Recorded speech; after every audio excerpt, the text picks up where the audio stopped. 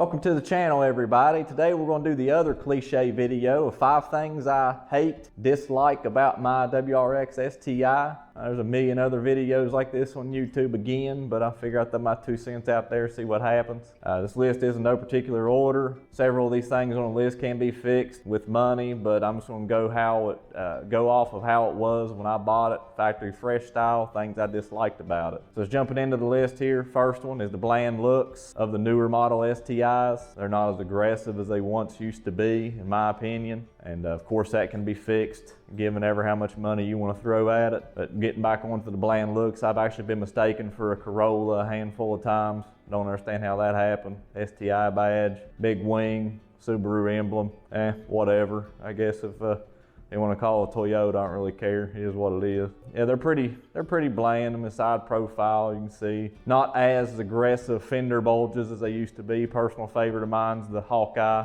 That's what I say. It's just the aggressiveness is kind of went away, and any amount of money can fix that. It's just something I disliked from the factory. But number 2 on the list is that awful factory stereo. I don't have the Harman Kardon edition in mine. I hear that that's not that much better either. I hear the kicker upgrade is a little bit better, but the factory-based stereo and these things suck. Again, can be fixed with money if you want to throw money at it. I just haven't upgraded it yet, but if you do drive for any amount of time and you do like to listen to music, that definitely needs upgraded to something other than the factory-based stereo. I'm sure y'all can agree that factory stereo is awful. But number 3, it's kind of, again, how much money you want to throw at it. But the cost to power ratio for the STI is not as good as some other platforms.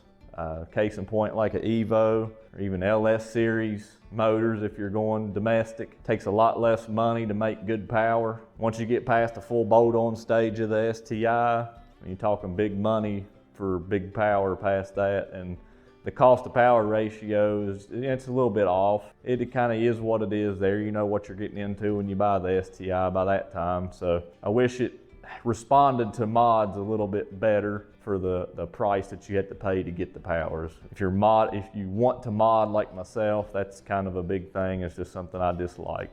Number 4 on the list is the fact that don't matter if you're 18 or 85, you kind of gain the attention of the cops. You know, just kind of is what it is. Big spoiler, loud exhaust, they're going to gravitate more towards you. And I understand it. I mean, sometimes we do have things that are illegally wrong with our vehicles. I get it. I've had Subis for 20 years, kind of used to it. 18, 20 years, kind of used to it by now. But that's one thing I dislike about it. The car does garner the wrong kind of attention from the authorities. Just something you just got to live with. I knew what I was getting into when I bought these vehicles. And number 5 on the list is the fact that don't matter again. It can be the 85-year-old grandma in her Corolla wanting to take you to Gapplebee's.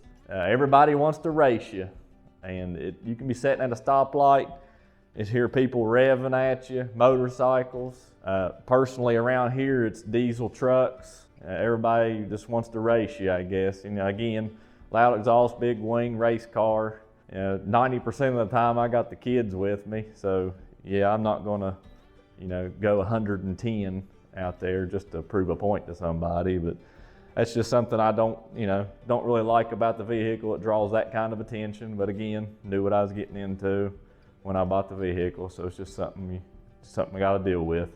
If you enjoyed the video, please leave a like. If you're not subscribed, please consider subscribing. I'd appreciate it.